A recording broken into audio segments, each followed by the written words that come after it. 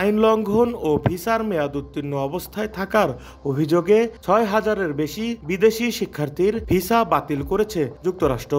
মার্কিন পররাষ্ট্র দপ্তর জানিয়েছে, অধিকাংশ ভিসা বাতিল হয়েছে হামলা, মদ্যপ অবস্থায় গাড়ি চালানো, চুরি এবং সন্ত্রাসবাদের সমর্থনের অভিযোগে। ট্রাম্প প্রশাসনের অভিবাসন ও আন্তর্জাতিক শিক্ষার্থীদের ওপর চলমান কড়াকড়ির অংশ হিসেবেই এই পদক্ষেপ নেওয়া হয়েছে। যদিও সন্ত্রাসবাদের সমর্থন বলতে কি বোঝানো হয়েছে তা স্পষ্ট করেনি মার্কিন পররাষ্ট্র দপ্তর। তবে ট্রাম্প প্রশাসন জানিয়েছে, ফিলিস্তিনের পক্ষে প্রতিবাদ করা কিছু শিক্ষার্থীকে লক্ষ্যবস্তু করা হয়েছে, যাদের আচরণকে তারা ইহুদি বিদ্বেষী বলে চিহ্নিত করেছে। এই ৬,০০০ ভিসার মধ্যে প্রায় ৪,০০০-ই শিক্ষার্থীদের আইন ভঙ্গের কারণে বাতিল করা হয়েছে।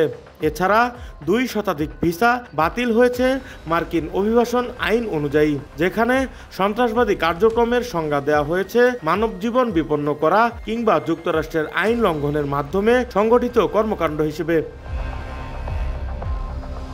এর আগে চলতি বছরের শুরুর দিকে ট্রাম্প প্রশাসন আন্তর্জাতিক শিক্ষার্থীদের ভিসা সাক্ষাৎকার স্থগিত করেছিল। জুনে সাক্ষাৎকার ফের চালু হলেও আবেদনকারীদের নিজেদের সামাজিক যোগাযোগ মাধ্যম অ্যাকাউন্ট প্রকাশ করতে বাধ্য করা হয়।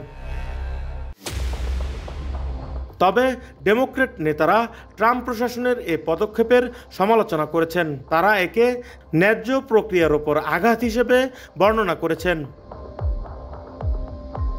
ওপেন ডোরস নামের এক সংস্থার তথ্য অনুযায়ী ২০২৩-২৪ শিক্ষাবর্ষে যুক্তরাষ্ট্রে ২১০টিরও বেশি দেশের ১,১০,০০,০০০ আন্তর্জাতিক শিক্ষার্থী ভর্তি ছিলেন।